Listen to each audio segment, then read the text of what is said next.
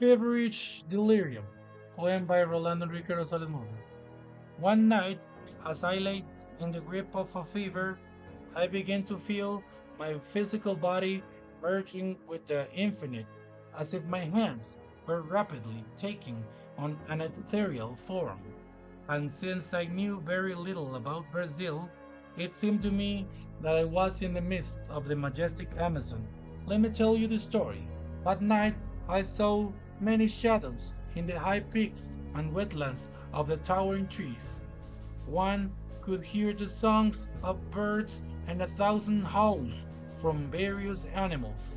That place was dark, but I walked without a set course as I carried by the wind. Suddenly I saw before me two armies. One was the Shuar, protectors of the virgin forests, the other mercenaries who wanted to take possession of that paradise, to find riches there.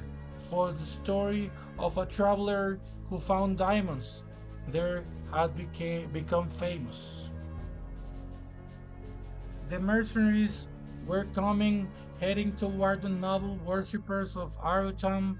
They prayed, each to his own god, prepared themselves, and waited for the moment. The mercenaries' guide was named Fernando, a weak man with great ambitions.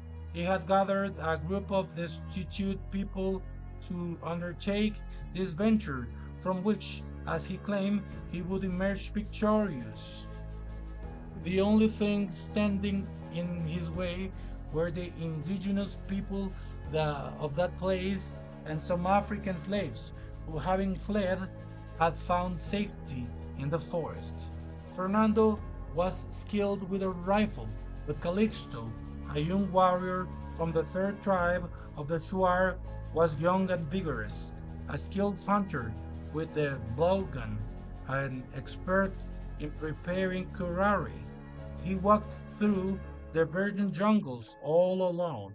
It was said that he was an envoy, trained from childhood in the dark arts, skilled and invoking the seven lords, a disciple of the masters of the law of their kind, yet free as the creatures that ancient and dangerous Eden harbored.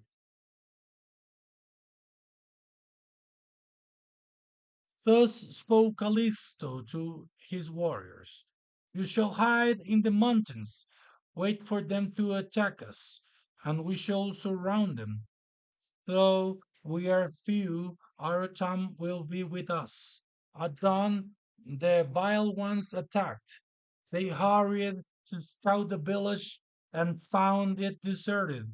Suddenly, one by one, they began to fall, overcome by the convulsions that curare induces in the human body.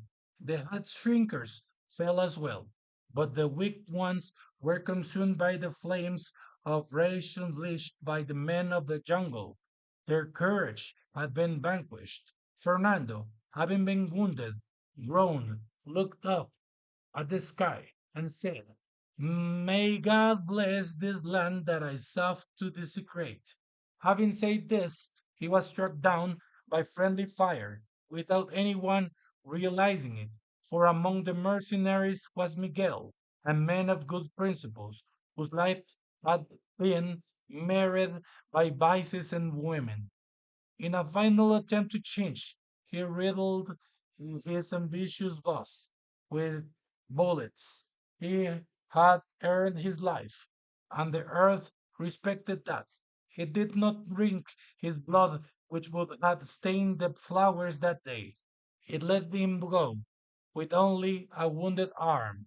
Incredibly, not a single arrow laced with curare struck him.